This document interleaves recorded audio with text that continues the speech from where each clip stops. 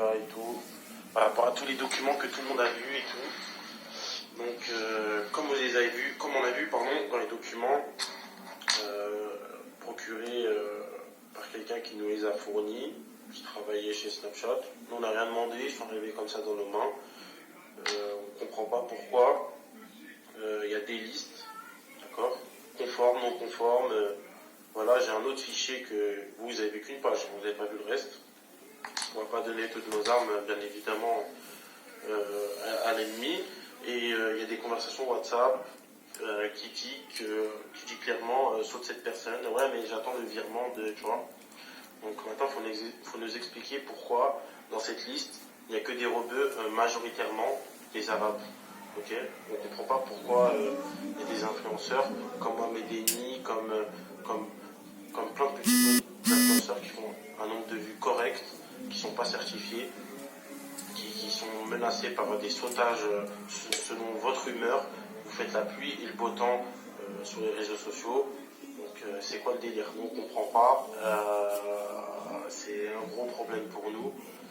Et voilà, on a fait des démarches avec l'avocat. Et franchement, c'est de la discrimination. Il n'y a pas d'autre mot. C'est clairement de la discrimination ce que vous êtes en train de faire. Et quand c'est pour les intérêts des agences de certifier certaines têtes qui vont faire ensuite des placements de produits et passer dans le discovery. Le discovery, c'est ouais, les influenceurs qu'on propose en bas pour qu'ils aient ensuite plus de vues et ensuite voilà, qui génèrent après de l'argent derrière. Ça, il n'y a pas de problème. On les met souvent en story populaire. Mais quand c'est pour des influenceurs qui voilà, font du travail, des bonnes vidéos, etc., bah, il n'y a plus personne. Okay, et ça sert à rien de se faire passer en victime, là, comme je suis en train de voir un certain, je ne vais pas dire ce moment-là, qui se fait passer, oh, moi je suis en liste noire, qui fait l'étonner, alors qu'ils font croire à tout le monde qu'ils ne parlent pas avec les gens de Snapchat, alors qu'ils parlent très bien avec eux. Il faut arrêter de nous prendre pour des cons à un moment. Donc là, franchement, moi je suis arrivé dans ce monde-là un peu voilà, par hasard, tout ça. Et moi de base, je savais pas que dans mon premier snap, baby.driver93, quand tu tapais mon nom dans la barre de recherche, tu ne trouvais pas. Tu vois. Mais les gens qui me cherchaient, qui me trouvaient, au final, c'était une preuve d'investissement de leur part. Tu vois. Donc, les vues que j'avais, c'était vraiment des gens qui me cherchaient dans la barre de recherche et qui restaient là pour te voir.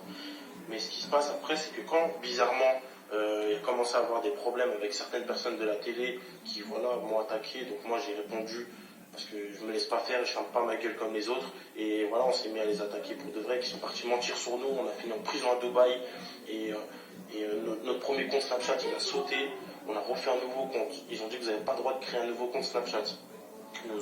Ils nous ont supprimé le deuxième, alors qu'on a utilisé un nouveau numéro de téléphone, un nouveau mail, etc. On a re-sauté. C'est-à-dire c'est clairement quelqu'un qui a indiqué qu'on a créé un nouveau compte. Ça, pour ça, eux ils suivent et ils répondent. Okay, et donc, du coup, j'ai pas recréé de compte Snapchat, j'ai utilisé un ancien compte. Vous savez, les comptes avec lesquels les mecs ils parlent avec une meuf, des meufs, bref. J'avais un troisième compte, Manpower75, que j'avais oublié, il y a 3 ans. Donc le compte il a 3 ans, c'est parfait. Donc je l'ai utilisé, il est remonté à 500 000, comme le troisième, pardon, à 750 000, comme le deuxième, le troisième, comme le premier et le deuxième, pardon. Donc jusqu'à là, pas de problème.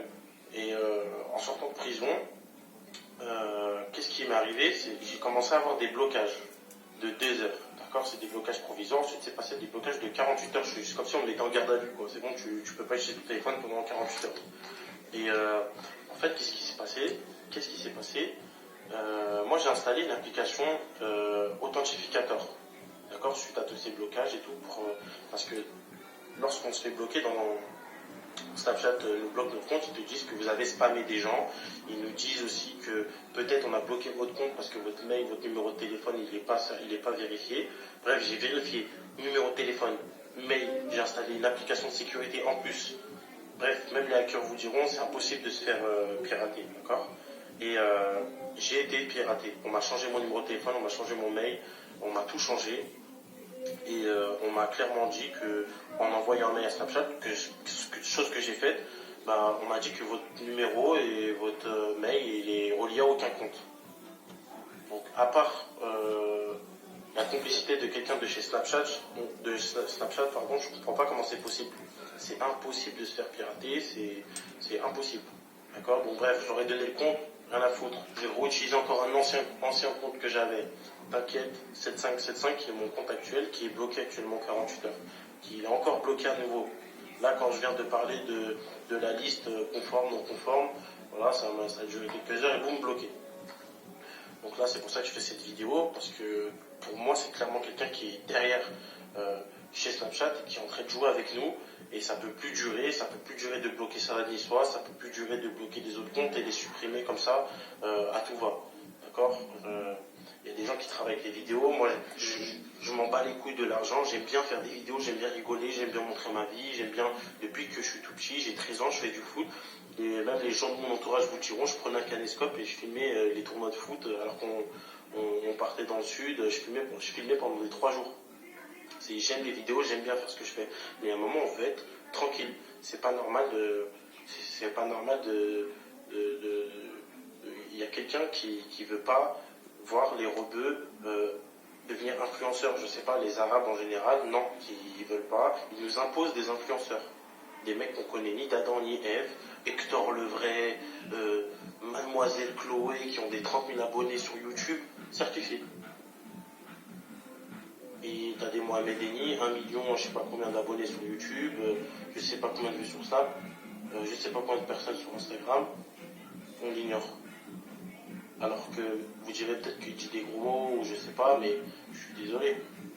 Il y a des gens certifiés qui disent des gros mots, qui montent leurs fesses, des gens de la télé-réalité, j'en passe, qui font des trucs très graves, qui noient leurs enfants, ou qui montrent pas du tout l'exemple, et pourtant le sont.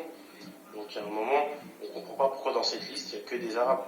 Donc je demande, moi, en tout cas, à tous les rebeux, t'as vu, influenceurs, ou tu vois, de s'entraider, oublier ses querelles pendant un moment, et quand même, faut qu'on soit ensemble, tu vois, parce que il y a certaines communautés qui, eux, sont très soudées, ils sont beaucoup moins que nous, mais c'est pas normal de se faire mettre à l'amende comme ça gratuitement.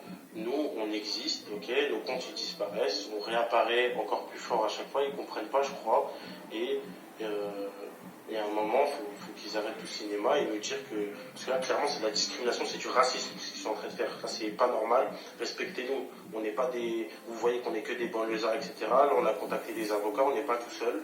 Là, ça va aller très dans cette histoire, on va contacter la presse et tout. D'ailleurs, ils ont commencé à nous envoyer des messages. Donc, soit on arrive à un arrangement à l'amiable, d'accord, soit cette histoire, elle va partir très loin. On n'est plus dans les, je vais te niquer ta mère, je vais aller en bas de chez toi. Là, c'est bon, on va se calmer. Mais il faut que tout ça change et évolue. Okay, il faut que vous acceptiez qu'on existe et on est là, on n'est pas que des banlieusards, il y a vraiment des gens qui nous suivent et qui nous supportent. Maintenant, si demain, je sais pas, vous voulez que vous n'acceptez pas quelque chose chez nous, on peut le changer, on peut parler, mais c'est pas correct ce que vous êtes en train de faire. Donc voilà, j'ai fait ces petites vidéos parce que voilà, on a bloqué mon compte Snapchat, on m'a rebloqué mon compte Snap, vas-y, j'en ai marre. Enfin, on me prive de la parole. Et je pense pas que c'est quelque chose de mal, on fait rien de mal, tu vois, on fait des vidéos, on rigole, tu vois. Laissez-nous nous exprimer, on est des jeunes, putain, on n'est pas là, on est dans le hall, on vend de la drogue, vous êtes pas contents, on braque des gens, vous êtes pas contents, on traîne dehors, vous êtes pas contents, on a un master en je sais pas combien, on demande du travail, on doit revenir parce qu'on n'est pas qualifié, on ne donnait pas de travail, on fait des vidéos, vous nous pétez les couilles, on devient des sportifs de haut niveau à la Benzema, vous nous pétez les couilles. C'est quoi ça? Laissez-nous tranquille un moment. Faut accepter qu'on fasse partie du paysage, on n'est pas ici parce qu'on n'est pas là par hasard. Il y a des gens qui ont travaillé, il y a des gens qui ont sacrifié des choses pour arriver ici. Et voilà, on aime bien qu'est-ce qu'on fait, mais on a besoin de... Voilà. Bref, j'ai trop parlé, je sais pas combien de temps à faire la vidéo, mais voilà, en tout cas, vous êtes au courant. Moi, en tout cas, sachez une chose, c'est que nous, on croit en Dieu, tu vois, malgré qu'on n'est pas parfait, etc. Et ils finiront par payer, de toute façon, tôt ou tard. Et voilà, Dieu fait très bien les choses. Et je pense que c'est que le début pour nous. Et ce genre de comportement, ça montre que, voilà, faut rien lâcher et qu'on va aller super loin tous ensemble. Et voilà, c'est la meilleure réaction à avoir. Eux, ils pensent nous éteindre, ils ne vont jamais nous éteindre. Et voilà. Ils parlent du coronavirus, tout ça, mais ils ne savent pas que les Arabes, c'est eux le pire des virus. Voilà. Bon, vas-y. Attention à vous.